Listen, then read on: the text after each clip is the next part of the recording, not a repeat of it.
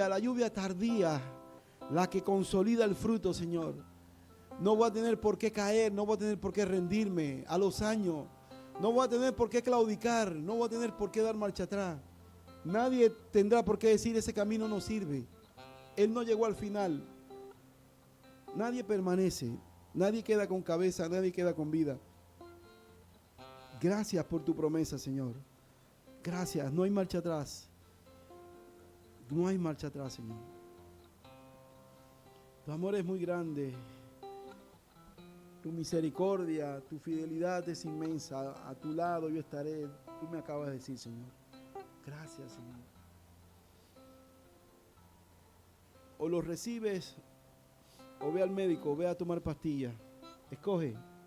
O lo recibes y duermes como un bebé, o acéptate de las madrugadas desvelado. Escoge. Es tu decisión, pero ya Dios habló. Quiero que entendamos que la diferencia en una palabra logo y una rema es esto. Tú puedes entenderlo en la mente. Rema se hace cuando esa palabra viene a encarnar en tu corazón. Dice, es para mí. Si no, cuando salgas de aquí verás las tribulaciones y no va a haber rema. No va a haber una palabra. Puedes hasta decir de qué habló Jehová.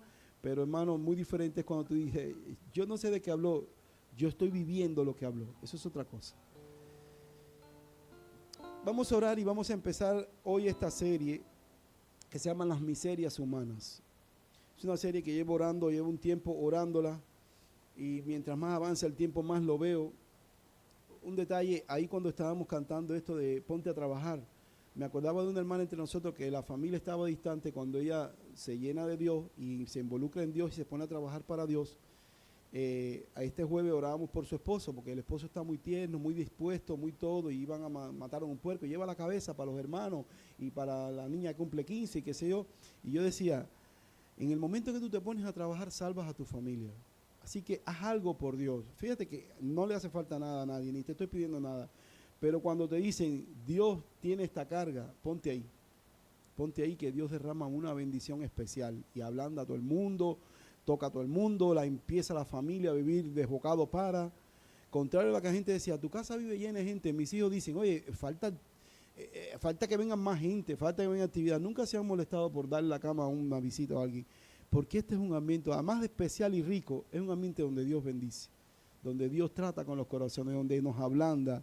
Así que cuando Dios te dijo, levántate y cíñete y ponte a trabajar, si eso es lo que te faltaba, agarra esa palabra. Las miserias humanas.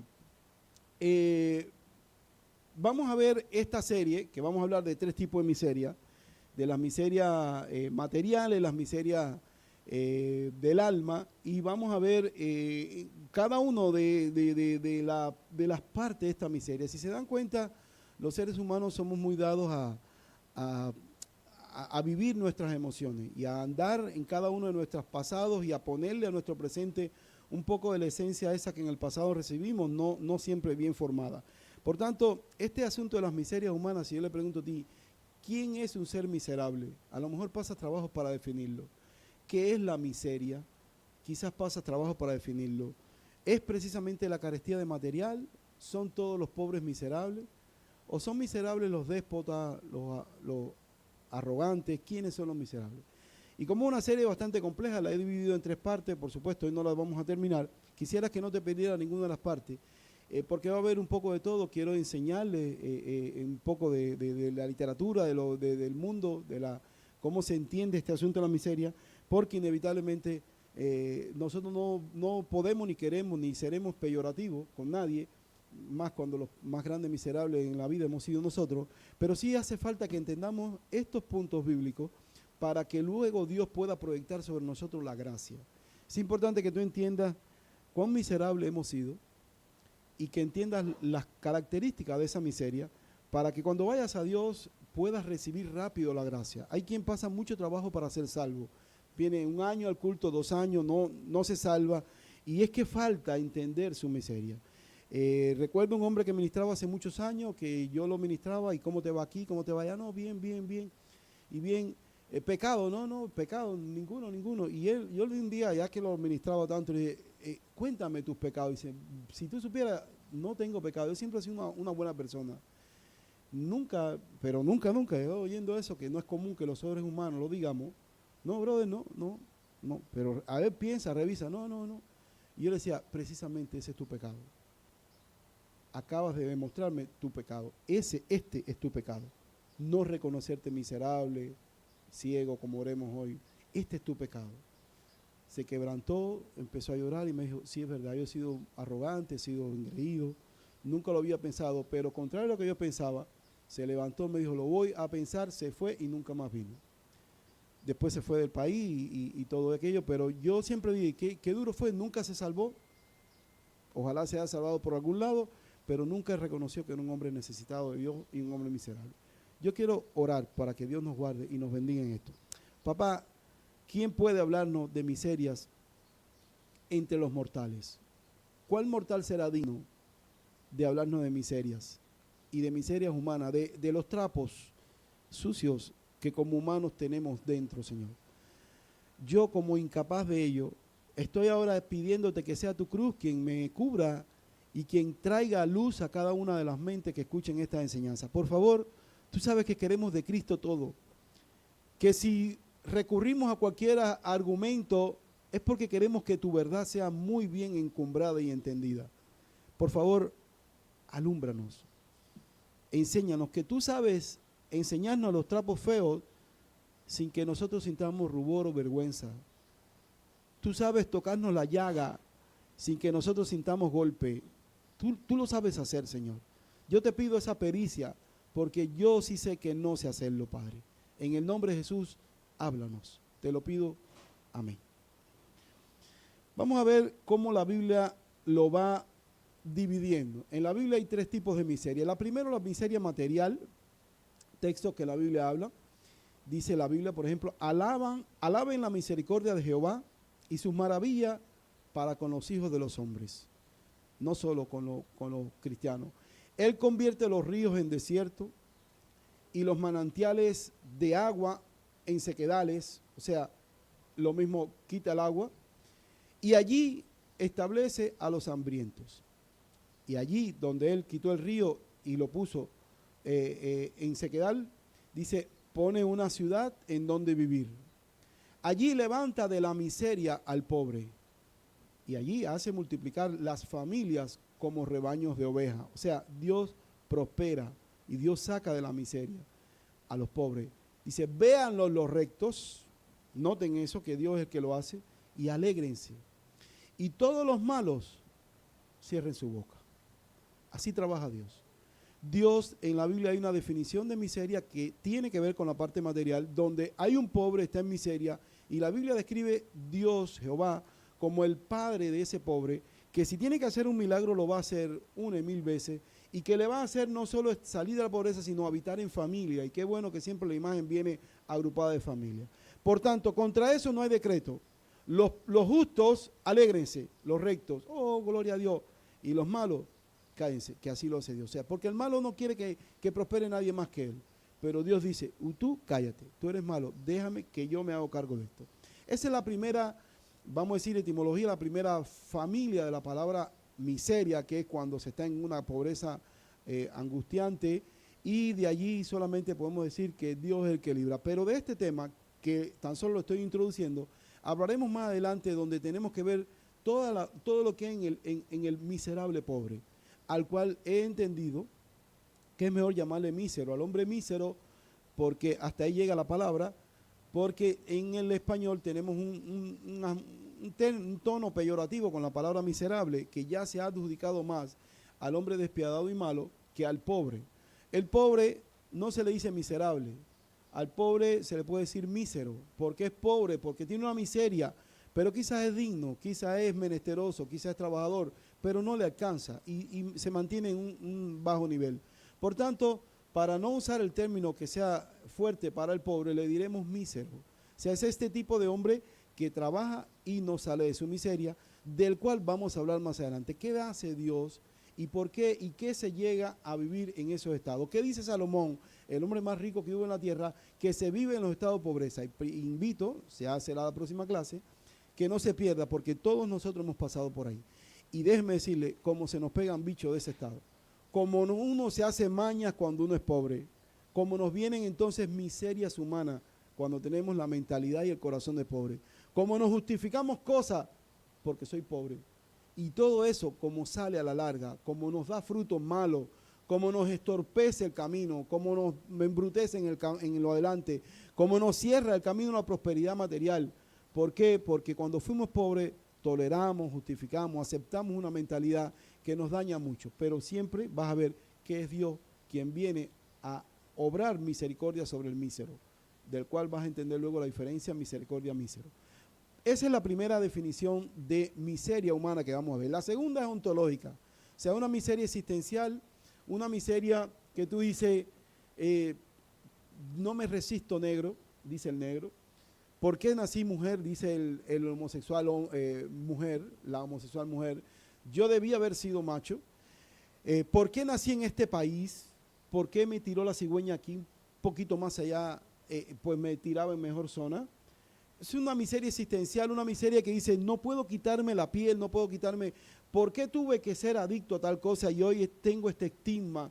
¿Por qué todos me ven así? Es una miseria que se vive por una causa que tú imputas ajena a tu voluntad, una causa que va más allá de tus límites, que no te la puedes quitar. Donde digan cubano, dirán allá en Chile, peste. Y tú dices, ¿pero por qué yo tengo que ser cubano? Tengo que hablar mexicano, tengo que quitarme, y no, y te sacan por encima de la ropa, tú eres cubano. ¿Sí? ¿Por qué? Entonces, dice Pablo, hablando ya en este caso de su persona que se volvió adicto al pecado, aún siendo judío, miserable de mí, ¿quién me librará de este cuerpo de muerte? Y el entorno es una miseria que Pablo decía, no me lo quito con nada. O sea, yo no quiero pecar y peco. Me hice líder judío y no quería pecar y pecaba. Luego me hice rabino, tomé la ley me la aprendí y pecaba. Luego aprendí a hacer diezmo, a dar ofrenda a los pobres y no quería y pecaba. Luego me fui al templo, me rapé, hice cosas, practiqué ritos judíos y pecaba. Entonces, en este capítulo, Romanos 7, hay una rabia de un hombre miserable que dice, lo que quiero hacer, no hago. Y lo que no quiero hacer, eso hago. Miserable de mí. De esa segunda miseria vamos a hablar, de los convictos. De cuánta miseria tiene la persona impotente, incapaz, la persona que ya va más allá. Ponte el que tiene un apodo, el que tiene un epíteto, el que no se puede mudar de un lugar, el que ya tiene una marca, un estigma. Digamos que tuvo un tatuaje y no se lo puede quitar. O que fue ladrón y por siempre el mundo lo estigmatiza, él es ladrón. O que estuvo preso y la sociedad le dice, él es presidiario. O que se fue del país y luego regresa y le dicen, él es Marielito. Y donde vaya, él es Marielito. Y donde participes en toda tu vida está ahí. Es como un expediente y tú dices, miserable de mí, ¿cómo quitarme esto? O luchas existenciales, ontológicas, cuando tú no entiendes quién eres tú.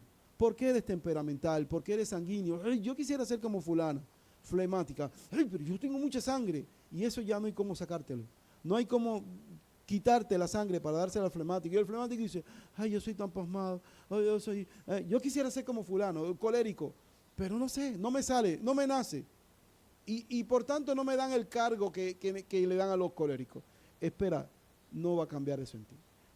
Ese tipo de miseria, Dios también quiere que tú entiendas que Él la cambia. Como luego de este capítulo, de este versículo, el versículo que le sigue, Pablo empieza a explicar cómo fue librado de este tipo de miseria. Son miserias humanas, inevitablemente, no puedes dejar de ser sanguíneo, flemático, colérico, no puedes cambiar tu naturaleza, pero Dios puede completar lo que le falta a tu naturaleza. Es que tú eres muy pasmada, está bien, pero, yo pasmada, créanme, yo he conocido personas condenadas por ser pasmado. Es que no sé, es que soy así, es que soy asado. Y he conocido a otros coléricos condenados. Es que no sé, esta lengua mía, cuando yo tengo unos prontos, después me arrepiento, pero tengo unos prontos, no sé. Y explicarle y aceptarse y llevarlos a entender, tú eres así, pero te falta la gracia. Verás cómo Dios usa ese espíritu, esa sangre colérica para bien. Verás cómo cubre tu impotencia, pero es una miseria que nos arrastra. Es una miseria que va adentro y como no te puedes cambiar el color de la piel, así no te vas a poder cambiar esa miseria a menos que Dios la complete en ti. Y por último vamos a hablar de la miseria moral, la ética. Perdón. Aquí sí vamos a hablar de la gente maligna. de la gente que tú dices, es un miserable. Ese hombre es un miserable. Esa mujer es una miserable. Ella cree que porque tiene 4 MIPYME puede comprar todo. Hasta mi marido, dice la mujer casada. O el marido dice, ella cree que porque tiene todo eso tengo yo que darle los viajes gratis para caerle en gracia. No me hace falta su gracia, pero ella es miserable. Vamos a hablar de esa persona que ha prosperado y se ha creído cosas. Por ejemplo, ese hombre que cuando cae en convicción se reconoce miserable y dice, mas ay de mí, mas a mí afligido y miserable, tu salvación, oh, me ponga en alto. Es cuando el miserable llega a ese estado, pero se trocó el versículo y va después. De Apocalipsis 3, cuando Dios reprende ese tipo de persona. ¿Cuál tipo de persona dice? Porque tú dices en tu corazón, dice, yo soy rico, me he enriquecido, de ninguna cosa tengo necesidad. Y le dice Dios, y no sabe que en verdad tú eres un desventurado, miserable, pobre, ciego y desnudo. Es el engaño que hay en la gente miserable, de pecado ético, de moral, que creen que no, que hay que reírle la gracia, que se creen los intocables, que creen que tienen siempre el sartén cogido por el mango. Puede haber sido el líder de barrio hace 50 años, ya está súper que jubilado, pero él se siente todavía que trabaja en el departamento del Consejo de Estado al lado de Fidel. Ya Fidel está muerto. Pero entonces tú lo ves y lo ves arrogante. O tú lo ves como una persona que controló la entrada al cine tal, que ya ni el cine existe, y tú lo ves y tú dices, no, pero conmigo hay que contar. Mire, ya se cerró el cine, se acabó su cargo, ya no se da entrada, ya todo el mundo tiene el cine en el teléfono. Bájele, bájele y no sea miserable. Vamos a hablar de las miserias humanas del hombre pecador, del hombre que cree que porque tiene un carro o de que tiene algo, o la mujer que se cree bonita, o el hombre que se cree apuesto y cree que todo el mundo esté interesado. O sea, la mujer que cree que todos la pretenden porque ella está tan bonita y trae una miseria en su alma de cómo curar esa miseria. Repito, es tan mala como las otras dos, pero es la que uno más desprecia sin darnos cuenta que nosotros también la hemos traído dentro, sin darnos cuenta que nosotros también hemos sido muy peyorativos, muy egocéntricos, muy arrogantes muchas veces, pero esa siempre concluye así. Dios cuando nos visita nos hace ver que somos ciegos y que en verdad estamos desnudos y que en verdad somos unos pobres. Dios siempre que nos visita nos dice, ni soy tan lindo, ni soy tan rico, lo que soy es un miserable y por demás sin futuro, desventurado. O sea, sin un final bonito. Para mí no hay futuro tranquilo. Ese tipo de miseria también Dios la va a hacer entender y por tanto quisiera tan solo como introducción que entienda que la cura de estas 3 miserias es Cristo. Y son miserias humanas que son fuertes, que te llevan a abrumadores momentos. Repito, tomando el mismo ejemplo, el que fue jefe del cine humilla a la esposa porque todavía se cree jefe. Y él no sabe librarse de su miseria. Y el que organizó no sé qué cosa, cree que todo tiene que dirigirlo así, entonces humilla y aplasta. Y el que fue jefe de algo igual, aplasta. Y no puede bajarle a su miseria. Así que Dios, que es el que sabe curar estas cosas, nos va a hablar al corazón. Todos los bichos, todas las bacterias que se meten ahí. ¿Qué es esa arrogancia? ¿En qué consiste la pretensión? ¿En qué consiste el ego, la megalomanía, esa cabeza grande y megalocefalia, la que le crece en la cabeza, pero cómo se proyectan los demás y cómo se ponen dictatoriales con una mujer y el gran hombre que tuvo muchas mujeres, que cree que todas le rinden, cómo se proyecta para la mujer y cómo le puede decir tonta, estúpida, bruta, esto, lo otro, y luego dice te quiero, pero tú sabes que yo te quiero, pero tú sabes que tú eres la mía. Pero después de abrumar y de decir y tirar tantos términos humillantes a una mujer, ¿cómo poder entender que le quiere? Pero son miserias, son miserables. Yo quisiera hoy nada más ilustrarles una novela del siglo XIX, ya hace 2 siglos, estamos en el 21, de Víctor Hugo, la famosa novela que le hizo famoso a Víctor Hugo, el parisino, llamada Los Miserables. Quisiera hoy y pedirle permiso a algunos que son muy bíblicos y casi siempre esperan de un sermón muchas partes bíblicas y que la Biblia dice. Quisiera hoy hablarle de esta novela para dejarla recomendada. La lectura es muy larga, más de 1500 hojas, pero a lo mejor la encuentran en una serie, en una película por ahí por internet y la pudieran ver. Les voy a hacer un relato sobre esta novela para al final ilustrarles lo que quiere decir la misericordia. Esta novela de Víctor Hugo, que por demás algunos, como me decía un socio, después que te hiciste cristiano te hiciste culto, porque uno empieza a oír cosas y tú dices, ¿en qué va todo esto? ¿Y por qué esto? Y empieza uno a entender misterios que antes no entendía. Les voy a decir que yo la empecé a leer en mis tiempos de político. Los Miserables, que la recomendaba Fidel Castro, entre ellos muchos, habla de una revolución, la revolución francesa en París, 1910, siglo 1832, 1000 años. Pero yo la leí y yo digo, caballero, como uno puede ver las cosas con un matiz y con otro. Yo la leí desde el ángulo del revolucionario. Esta novela habla de jóvenes que estaban en unas barriadas, que hacían una guerra contra la burocracia y, y entonces en todo el margen de la novela se va versando sobre la historia de un hombre, que es el protagonista principal, que va sorteando obstáculos de él como miserable y de muchos miserables igual que él, pero Víctor Hugo tiene una prosa muy versada para ilustrar los estados de miseria del corazón humano. Sin embargo, yo cuando aquello la leía a grandes saltos y la leía porque muchas veces se hablaba de ella, de la novela Los Miserables, y yo siempre veía esa parte, la lucha revolucionaria, la parte de la lucha de clase, cómo los ricos eran malos y cómo los pobres tenían derecho a luchar para tener aquello. Y yo no vi lo que veo hoy, una vez que igual vuelvo a ella, mirando lo que realmente importaba en esa novela es el corazón y la miseria dentro de los seres humanos. Se las voy a bosquear muy rapidito, para que más o menos la tengan como idea, porque este tema, si yo te pregunto, ¿y quién es un miserable? A lo mejor no lo sabes definir. ¿Qué es miseria? Ser pobre, es lo más que vas a decirme. No, la miseria es la pobreza. ¿Tú eres miserable? Yo no. Yo hoy desayuné, yo no soy miserable.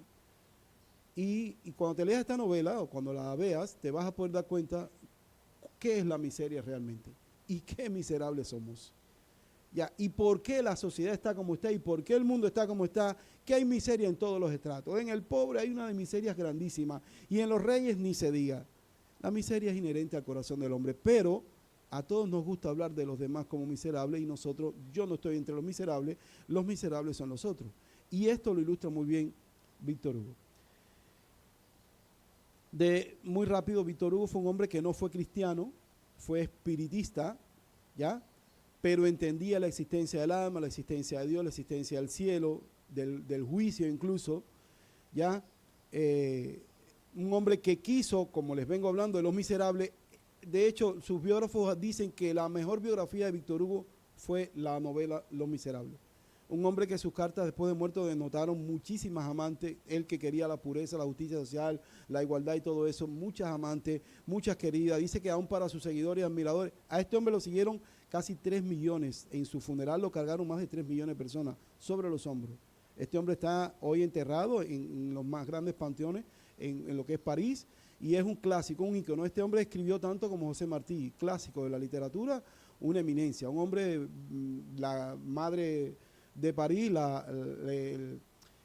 otra obra clásica, y cuando tú leas de él, tú siempre vas a ver que es un hombre que grafica mucho. Por tanto, sin embargo, muere, dice que cuando va a morir, dice, por fin veo la luz. Hizo una pausa y dice, negra. Veo la luz negra. Y partió. Fue su final. No fue salvo, no fue un cristiano. Sin embargo, entendía que había algo en el alma que lo hacía miserable. Había algo en él que luchó por escapar de eso. Sin embargo, recurrió al espiritismo a buscar a su hija adoptiva que había muerto y tenía a través del espiritismo encuentro con su hija. O sea, es lo que queda en su biografía, su adopción, su amor por las mujeres y por su hija principalmente, a la cual buscaba en el espiritismo y con cual se encontraba. Sin embargo, de esta obra clásica le quiero hablar. Ella podría ilustrarnos a través de los personajes cada una de las miserias de las cuales en lo adelante en esta serie les voy a hablar. O sea, en la novela se ilustra bien y se la doy como introducción, pero narrándosela, ustedes verán más adelante la explicación en la Biblia de cómo estas miserias que este hombre pudo ver, como José Martí, que habló de tantas cosas que tú dices, tenía que haber sido cristiano, ¿no? Fue masón, creía en Dios, igual teísta, pero no era cristiano. Sin embargo, cómo describía esas bajezas y la cualidad del honor, la cualidad del decoro, la cualidad de la virtud tan grandemente estos hombres que han tenido una mente prodigiosa. El protagonista es este hombre que se llama Jean Valjean. Jean fue un hombre que por robarse un pan lo condenan a 20 años de prisión. Cumple 19. Cuando sale a los 19 años de cumplir la prisión por robarse un pan, sale odiando a la sociedad, sale muy amargado, muy odiado, o sea, un hombre decidido a todo. No hay bien, no hay bondad, hay que ser malo, malo. La sociedad parisina, ni hablar, mucha delincuencia, cuando aquello, la parte histórica del cónclave, el nexo histórico de esa novela es terrible. Los niños, las mujeres abortaban en la calle, daban algo en la calle, los burdeles, la prostitución, la droga, la prostitución infantil, horrible, horrible, horrible. Y bueno, entre eso estaban ese tipo de cárceles que eran muy, muy fuertes. Sale lleno de odio y cuando sale de la prisión hay un obispo cristiano que lo recibe en casa.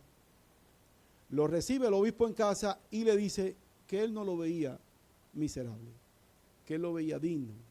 Y este hombre le da acogida y le da su casa como hospedaje y le da comida.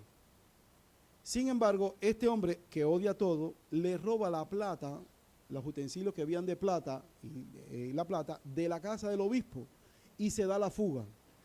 Por tanto, aparece el alguacil, el otro personaje, el protagonista de esta novela, a buscarlo, el famoso Yartel. O sea, cuando sale a buscarlo, sale como buscando a un hombre maldito, miserable ladrón que no tiene arreglo.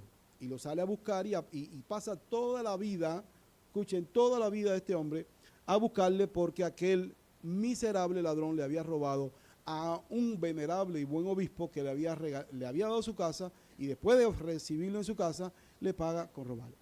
Los gendarmes lo atrapan a Jean y cuando lo llevan de vuelta al obispo, el obispo lo ve y le dice a los guardias, le dice, ey, mire, olvidó llevarse los candelabros también, yo también se los regalé. Y le entrega entonces ya no solo la plata que le había robado, sino le da candelabros de oro. Y los gendarmes dicen, ¿pero cómo? Dice, no, yo se lo había regalado. Suéltenlo, déjenlo libre. Él se llevó la plata, pero se le quedó los candelabros de oro. Y todos se quedan así como diciendo, suéltenlo por favor, y le da los candelabros de oro. Ese acto inmerecido, que lo vas a entender en el resto de la serie, cuando ya estemos hablando de cómo Dios cura la miseria, movió el corazón de Jean, lo descolocó. ¿Cómo? Los alguaciles lo sueltan, dice, no, váyase, y se va, ahora ya no con la plata que se había robado, ahora se va con los candelabros de oro regalados. Y por tanto ese hombre nunca vuelve a ser el mismo. Ya ver que este principal hombre jurista, legal, el policía, el jefe de la policía que tiene que perseguir a Jean, él no cree que pueda haber un ser humano que cambie. Los seres humanos no pueden cambiar. Por tanto, este es un convicto de la ley y él trae por dentro un estigma pegado. Él es miserable, nació condenado, es miserable y morirá miserable. Por tanto, siempre tengo que perseguirlo y no pararé hasta volverlo a meter en la cárcel.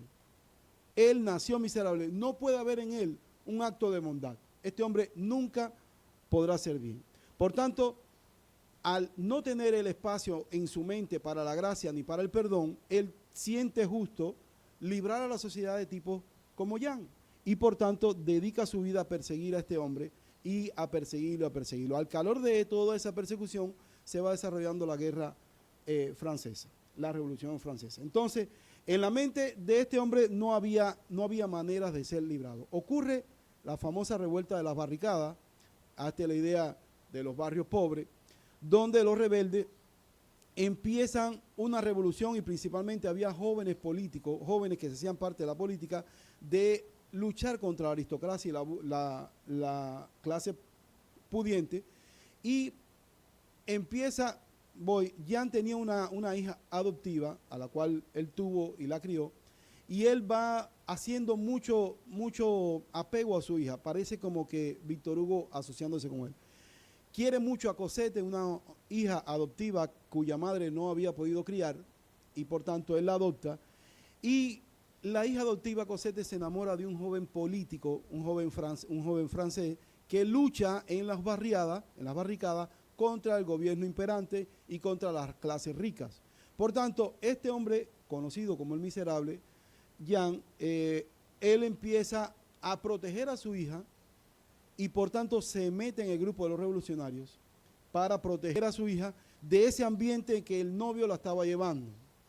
Por tanto, todo el drama se va desarrollando en el amor de un hombre que había sido descolocado por la misericordia del obispo, y el obispo lo estaba amando mucho, y él estaba cuidando a su hija. Este hombre estaba dando mucho más de lo que podía por amar a una hija que no era de él, que era por demás adoptiva. Y él se va desarrollando. Hay un momento en que los rebeldes capturan al gran policía, al Javert. Lo capturan porque este policía se había infiltrado y había infiltrado el grupo de los rebeldes y había decidido atacar a los jóvenes, aquellos que estaban en la revolución, y por tanto estaba infiltrado. Los jóvenes revolucionarios y demás lo descubren. Él era de la aristocracia, era policía, era de la alta clase, y deciden matarlo. Van a matar al policía que perseguía a Jean, y deciden matarlo. Y le dicen a Jean, mira, tú tienes el privilegio de matarlo. Eres tú el escogido, tienes que matarlo. Darle un tiro en la cabeza. Entonces lo dejan en un lugar, en una especie de cueva, lugar, donde Jean se queda con su perseguidor policía que toda la vida le había hecho mal, porque creía que él no cambiaba, y teniendo la pistola en la mano, tiró un tiro al aire y lo dejó y le dijo, vete, escapa. Y lo deja él libre. Este hombre, conmocionado porque su enemigo, aquel hombre que no cambiaba, lo perdonó, estaba descolocado y se había movido. ¿Cómo es posible que no me mate si él es malo? Si él es un miserable, si estuvo 19 años preso, le tocaba matarme, yo lo he perseguido. Eso en la mente de Javert no tiene cabida. Que un hombre cambie, ¿cómo va a cambiar? Si estuvo 19 años preso, ¿cómo me va a perdonar? Si me reconocen infiltrado, si él es de los políticos, no siendo ya de los políticos revolucionarios, estaba allí, repito, por su hija, cuidándola de la influencia del novio y eso. Más adelante, caen las barricadas, estaban siendo atacadas por la aristocracia, el gobierno del poder, y el novio de la hija, tal Marius, huye, o sea, cae herido en aquella controversia, cae herido, y Jean lo agarra, ¿ya? Y va por todas las cloacas de Francia, imagínense, aguas, albañales, caca, peste, orina, todo sucio, corriendo con el, digamos, el novio de su hija, el pretendiente de su hija adoptiva, y va sorteando allí ese fecales y churre y todo, hasta que sale por las cloacas y sale a un lugar donde literalmente lo estaba esperando Javert, el policía. Lo estaba esperando cuando él salió con el otro, le dice, mira, nos agarraste, permíteme nada más llevar a este muchacho que está herido a sus padres, déjame llevarlo y luego haz conmigo lo que tú quieras. Este Javert, viendo el gesto que está haciendo este con otro que no es ni de él, ni es su hijo, lo agarra en los brazos y entonces lo deja que vaya hasta los padres, y cuando se lo entrega a los padres que regresa, este hombre, remordido por la conciencia, no le puede hacer nada a Jean, y hace así, y bueno, y salta y se tira al río Sesna y se suicida. Viendo que este hombre en verdad había cambiado, que no solo había librado él de aquella muerte funesta, sino que ahora estaba librando al pretendiente de la hija adoptiva, metido por medio de aguas albañales, enfangado, sucio. Entendió que este hombre en verdad su miseria había cambiado. No lo puede matar cuando regresa a él, y realmente va y se suicida a él. Cuando pasa eso, que no lo arresta y que se va, eso, bueno, se destruye y realmente su sistema de valores, el del policía, ya no tiene sentido. Dice, por fin los miserables cambian. Sí pueden cambiar. ¿Qué cambia un miserable? Un acto de amor muy grande, un acto de perdón muy grande. Eso es lo que lo puede cambiar. Sin embargo, este hombre no se dejó cambiar. Prefirió suicidarse. Prefirió que la amargura, prefirió que el dolor, prefirió que ese tipo de convencimiento de que toda mi vida persiguiendo gente así y en verdad ellos pueden tener la razón o ser buenos o no ser tan malos como yo lo creía malo. No aceptó y ante tener que recibir una verdad como esa prefirió suicidarse. Ya más adelante entenderás todo lo que Dios quiere ilustrarnos de estos sistemas de valores que uno empieza a clasificar gente y a decir así. Por tanto, no puede ser que un hombre miserable y preso sea mejor que él. No tiene cabida en su código de ética que alguien que ha estado preso, que ha sido ladrón, sea mejor en virtud que él, tenga una escala mejor que él. Por tanto, en el mundo de su cabeza, en el del policía, donde la ley tiene que cumplirse sí o sí, no hay lugar para la bondad. La justicia y la ley contra ese tipo de obras no tienen cabida, no pueden coexistir. Por tanto, este hombre prefirió morir. Esta novela narra a grandes rasgos las vivencias de muchas personas con sus miserias, sus luchas internas, de rico a pobre, de pobre a rico, de alta clase a la baja, y todo lo que van llevando para al final sentir la necesidad de una luz del cielo, de algo que lo ilumine.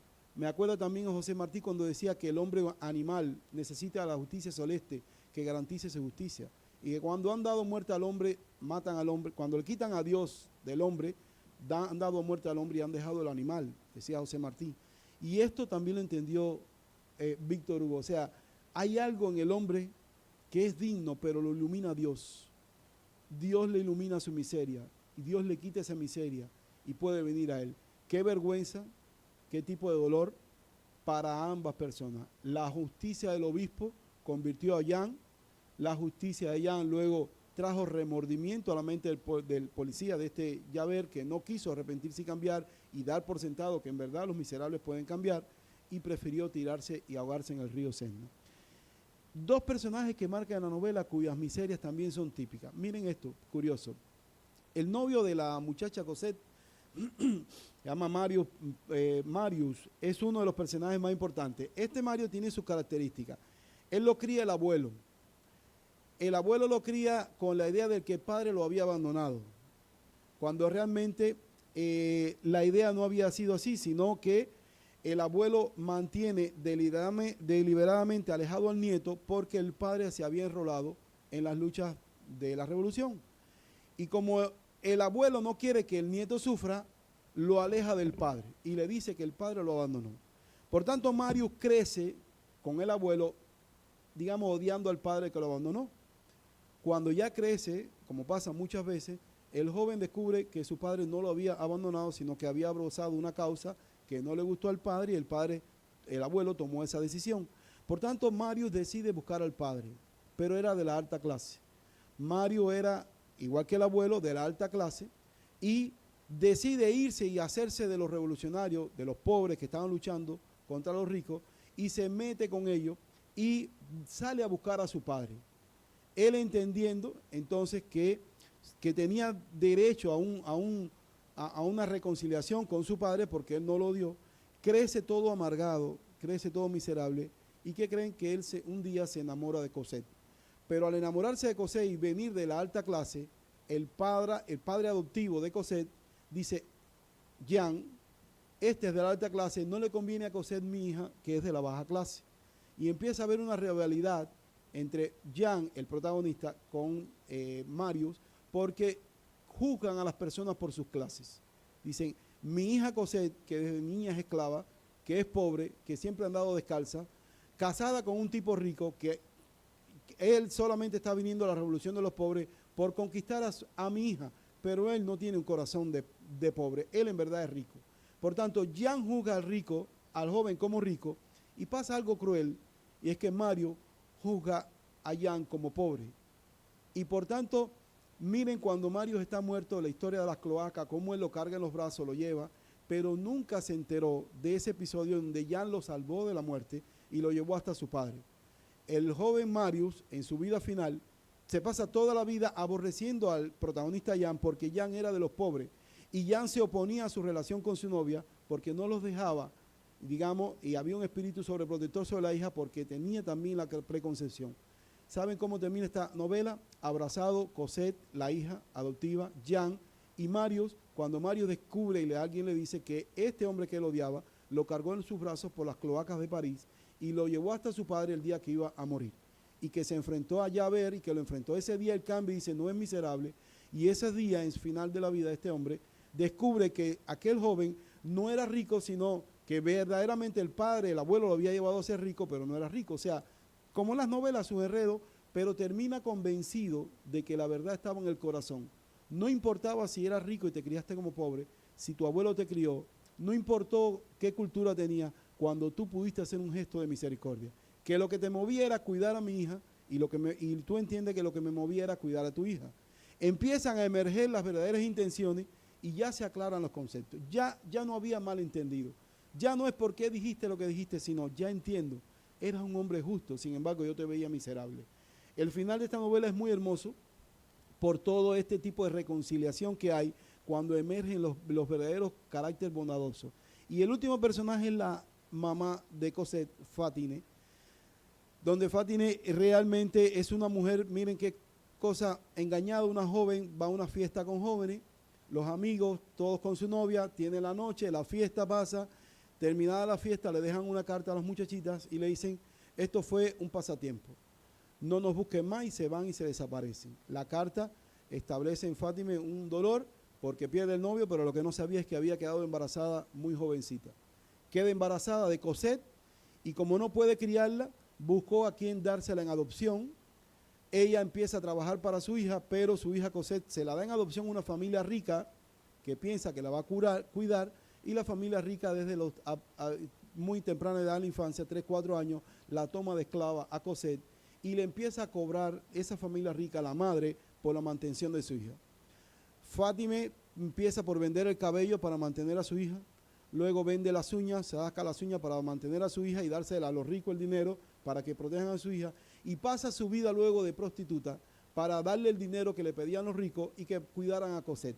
Cosette, ella esperaba que en casa de los ricos estuviera bien, pero los ricos no la atendían bien, la tenían de esclava, pero ella le daba el dinero a cambio de tan solo verla de lejos.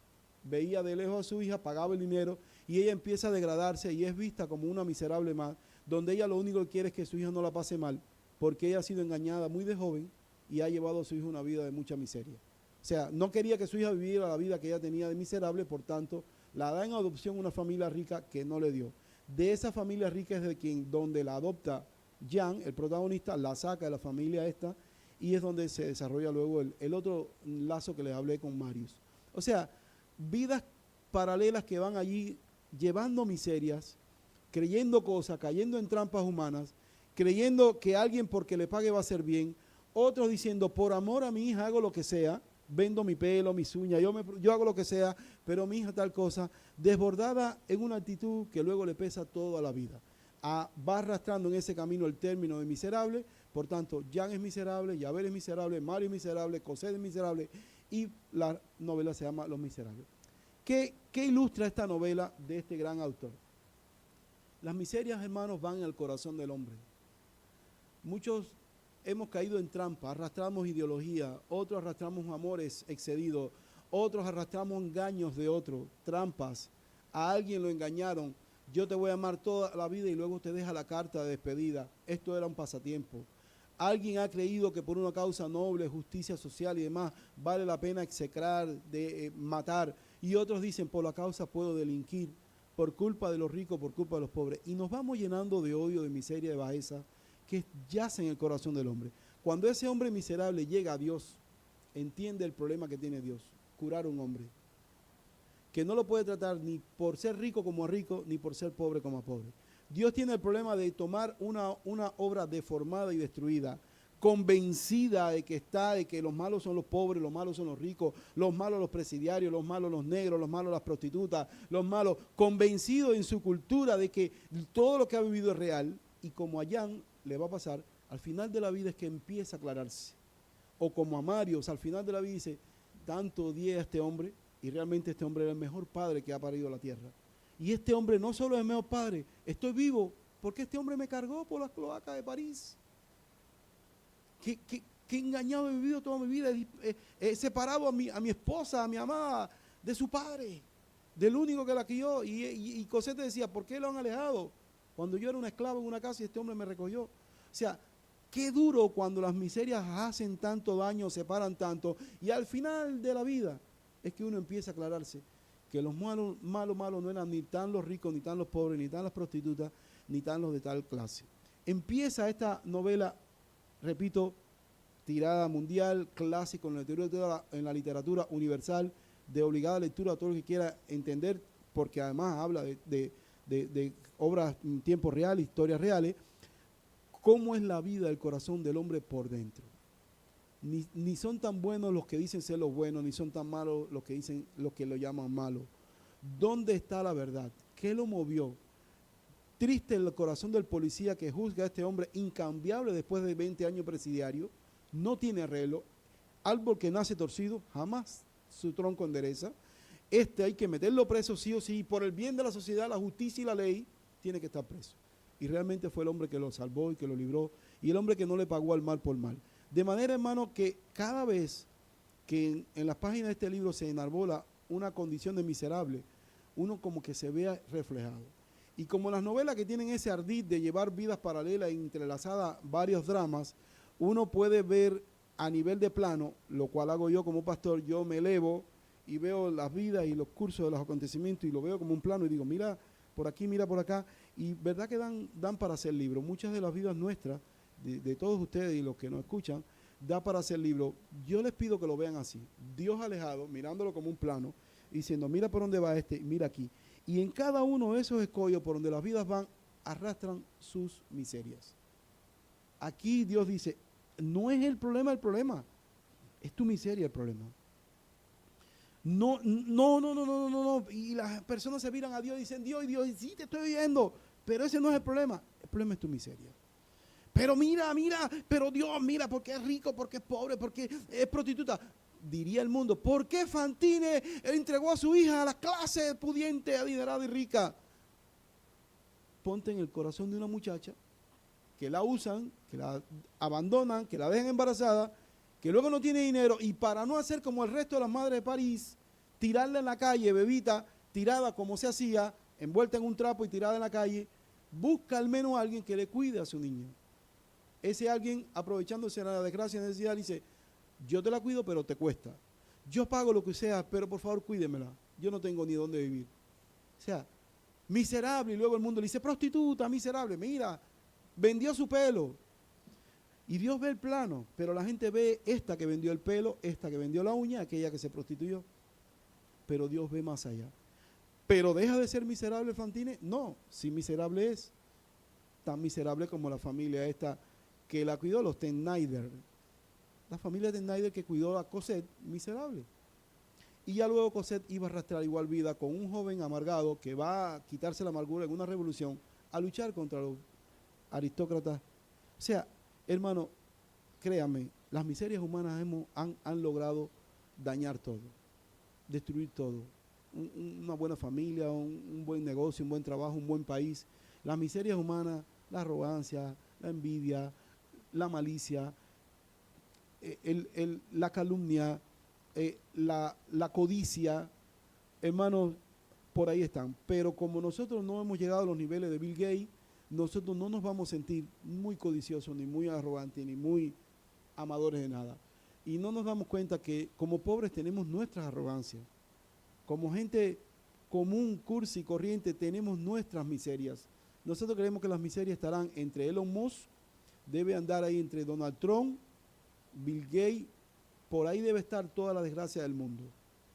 Echarle un 30% a cada uno y resolvemos esta ecuación. ¿Y qué va?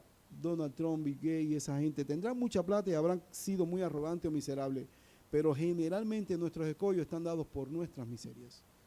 No tiene nada que ver Bill Gates, ni Donald Trump, ni Elon Musk, tiene que ver con nuestras miserias. Nosotros hemos echado nuestra vida en pantano por no darnos cuenta qué quiere Dios de nosotros.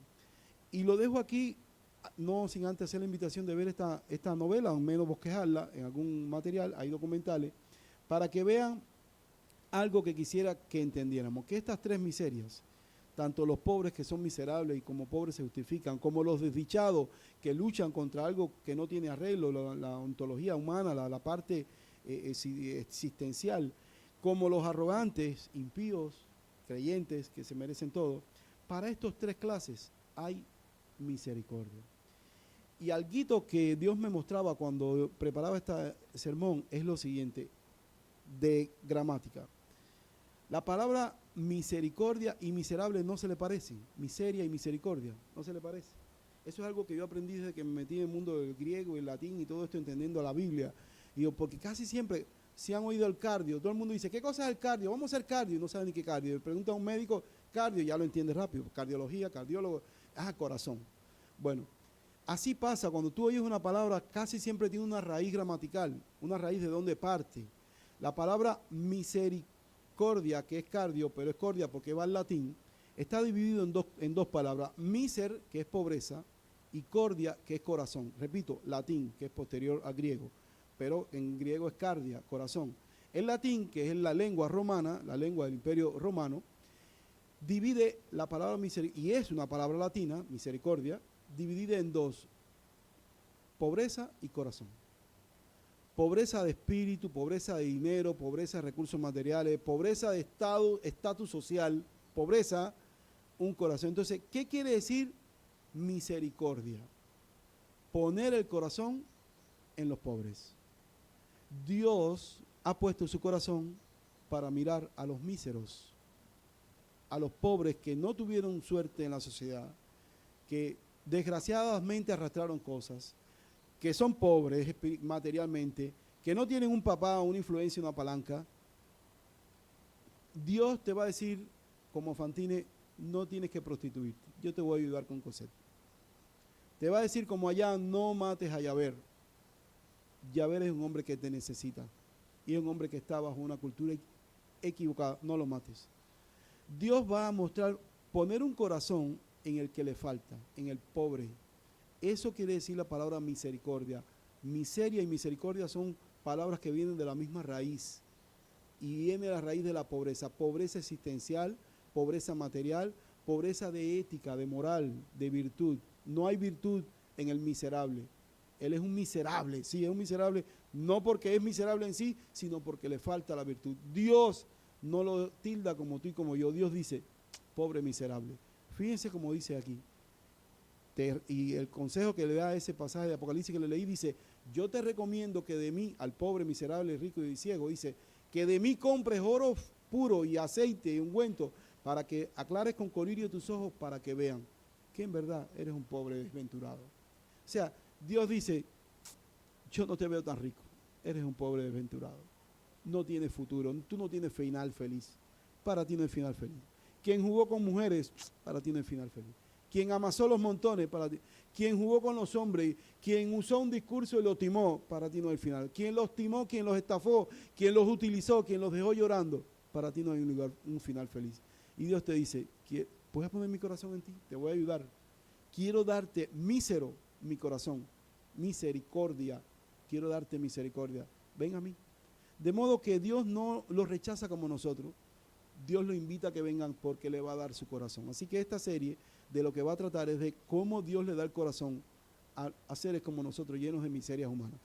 Para eso tiene que ilustrárnosla, vamos a entender cuáles son las miserias en cada uno de estos grupos y vamos a pedirle a Dios siempre que nos dé su corazón. Dios, tú prometiste mostrar misericordia con los miserables. Ayúdanos, estamos aquí. Nosotros, ¿qué somos, Dios? ¿Qué nos podemos creer? Dios, guárdanos. Y cada vez que en mi vida yo prospero por algo material, siempre le digo a Dios, Señor, guárdame, porque yo sé el peligro de esto. Ya, y es natural, cuestión de costumbre, después que uno anda en bicicleta al menos, ya no se acostumbra a andar a pie. Si te montas en una moto, después no sabe andar en bicicleta. Y si te montas en un carro, después no sabe andar en moto. Y yo siempre digo, cuida mi corazón, Dios, porque yo nací descalzo. No sea que no quiera volver a andar a pie, o en bicicleta, o en moto. Y eso le pasa a los seres humanos que no conocen a Dios. Ya no sé vivir sin cocina de gas o sin cocina de tal cosa. Es que sin esto no se puede vivir y tenemos que tener ese corazón mísero, decirle Dios, tú le vas a dar misericordia a quien es mísero, a quien tiene pobreza. Si yo creo que no tengo pobreza, ya nos lo dirá Salomón. Salomón lo dijo y lo leeremos. No me dé riqueza, Dios, porque digo, ¿quién es Jehová? Yo que tengo plata. Dijo Salomón, el que más plata tuvo. Ni me des pobreza, Señor, porque si no, hurto y blasfemo tu nombre. Lo vamos a leer en el desarrollo de esta serie, lo vamos a estar analizando cuáles son nuestras miserias. ¿Por qué Fantine se hizo prostituta y aceptó hombres? ¿Por qué Cosette, bueno, pues vivió en esa trifulca entre amado, esposo y padre adoptivo? ¿Por qué vivieron las guerras entre esas clases? Por las miserias humanas. Todo aquello en la novela de Víctor Hugo estaba basado en miserias. A finales no le da la razón ni a los revolucionarios, ni a los aristocráticos, a la burguesía. No es la lectura de ese libro como yo lo había leído en mi principio de juventud revolucionaria. No es esa la lectura. La lectura de Víctor Hugo era: todos son miserables. Este por preso roba plata, el otro porque es presidiario le busca hasta la muerte. Todos son miserables. Es la lectura de Víctor Hugo. Y él mismo luchó con su miseria, que no pudo, repito, abandonar aquella adicción a las mujeres que tuvo, y hasta el final, repito, está entre las manchas de su biografía, que todo el mundo dice: ¿por qué fue así? Porque no pudo barrer su miseria en el espiritismo. Si hubiera venido al Dios de los espíritus, el Padre de los espíritus, al Rey de Reyes, hubiera librado. Pero no se cuenta Víctor Hugo entre los hombres piadosos. Vamos a orar. Yo quiero solo introducir esto. Vamos a orar para que Dios nos haga entender nuestra condición de miseria. No es los que están cocinando con carbón los justos, ni los que cocinan con gas los justos. No nos podemos dividir entre nosotros por quien tiene más y quien tiene menos. Quien ha amasado, quien tuvo un cargo, quien tuvo una ideología, quien tuvo una posición. Dios quiere que nosotros entendamos nuestra miseria, que va en nosotros y que destruye cosas, que destruye sistemas, que destruye coinonías, que destruye compañerismo. La miseria humana, hermano, es un cáncer y nada más lo puede curar Cristo Jesús. Este es un canto que dice: Padre, perdóname, ayúdame a hacer tu voluntad, ten piedad de mí, porque aún sigo siendo un pecador. Dice: yo quiero estar contigo, enséñame a andar en tus caminos, no quiero estar perdido, no quiero soñar sin tu abrigo. Yo voy a ir orando en lo que tú lo cantas y lo cantamos todo, pero quiero que lo mires así, que lo mires como una oración de un mísero afligido que ha descubierto su miseria y que sabe que lo que le ha puesto trampa es su miseria.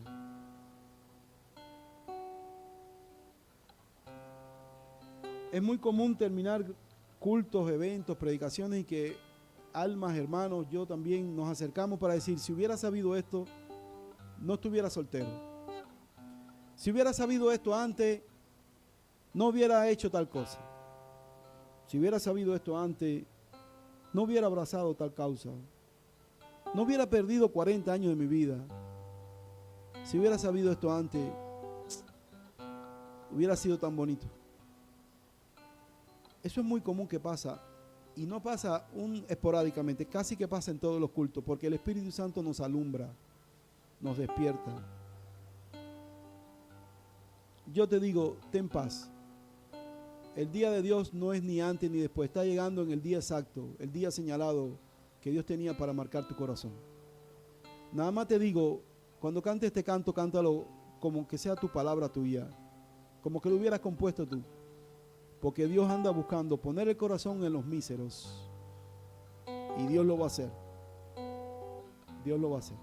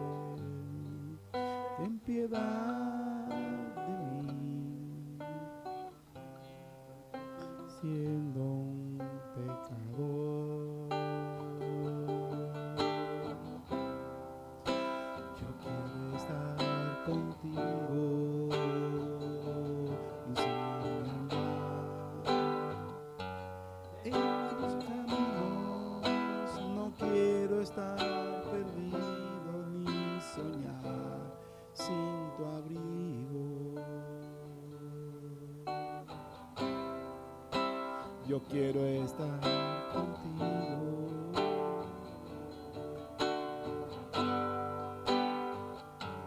En tus caminos no quiero estar perdido ni soñar sin tu abrigo.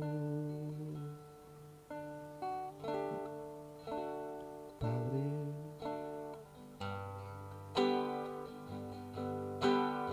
perdóname, ayúdame a hacer tu voluntad. Padre, ten piedad de mí, porque aún sigo siendo un pecador. Yo quiero estar contigo. Enséñame, Señor, enséñame. No quiero estar perdido ni soñar sin tu abrigo. No quiero estar contigo, yo quiero.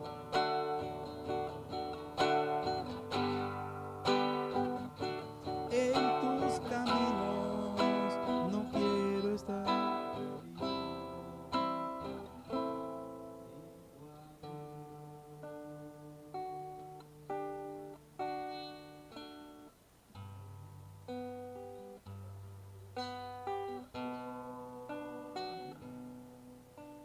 Ayúdame a hacer. Es una oración que lo hace el mísero. Es la oración del que tiene el espíritu contristado, del afligido de espíritu, del quebrantado de corazón, del que busca misericordia.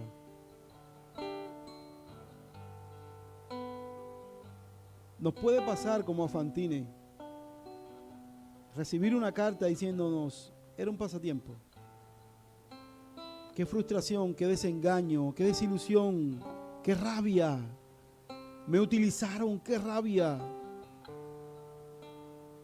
Pero ya quedó embarazada. Ya le desgraciaron el futuro. Ya la utilizaron, ya jugaron con ella. Ya viene un ser vivo en su vientre. Y viene a una sociedad convulsa. Viene a un mundo desigual, viene a un mundo brutal. Se van añadiendo miserias a miseria en nuestras vidas. Y a la postre nos volvemos a Dios. Cuando hemos acumulado muchas miserias, inevitablemente el término es miserables. Y nadie luego nos puede juzgar porque de nuestras opciones tomamos la mejor. ¿Qué tú querías? Lo hice por mi hija Cosette. ¿Qué tú querías? No tenías solución, no había más salida. Entiéndame, por favor. Sí, se te entiende. Pero ven a Dios, que es hora ya de que tú entiendas a Dios. Nadie te puede condenar. Desde tu ángulo no había más salida. Desde tu perspectiva no había otra opción. Desde la de Dios sí. Y no es tan importante que tomes la opción de Dios como que la entiendas, para que la hagas tuya y para que vivas en su gracia. Así que ven a entenderla, depón las armas y di, es verdad, fui miserable. Nadie te condena, Fantini, como a Yaver, como a Jan, como a Marius. Nadie puede condenar a los miserables siendo miserable. Pero Dios nos llama a venir a Él para curar nuestras miserias, para hacernos entender dónde estaba la raíz de todo. Tengamos un corazón y vayamos a Él para que Dios, como perito, arquitecto, como profesional del corazón, pueda obrar en nosotros. ¿De qué nos justificamos cuando éramos pobres? ¿Qué revolución levantamos cuando nos sentimos indefensos? ¿Qué argumento? ¿Qué astucia? ¿A quién estamos dispuestos a golpear, herir o a matar? ¿Qué precio aceptamos pagar cuando estamos en rabia de lo que no entendemos? ¿Por qué nuestra miseria nos va a traer mayor miseria y luego no hay medicina ni cura para nuestro estado deplorable? Antes de cerrarte, por favor, ábrete a Dios. Ábrete tu mente y tu corazón y dile a Dios, arma este rompecabezas. Señor, hazme entender que en esta ecuación, en este juego, no soy el único. Yo no habito solo el universo. Ayúdame a entender eso, Señor. Hay factores que yo no veo, que no entiendo, que no conozco, que no muevo, que no gobierno, los cuales existen tangiblemente, están ahí, inamovibles, y son tan reales como mi realidad. Yo no existo solo en el universo. Por favor, hazme sincronizar, hazme coexistir, hazme habitar en armonía. Quiero entender. Tú no eres Dios mío, eres Dios nuestro. Ayuda a mi miseria, Señor. Ayuda a mi miseria, la cual reconozco.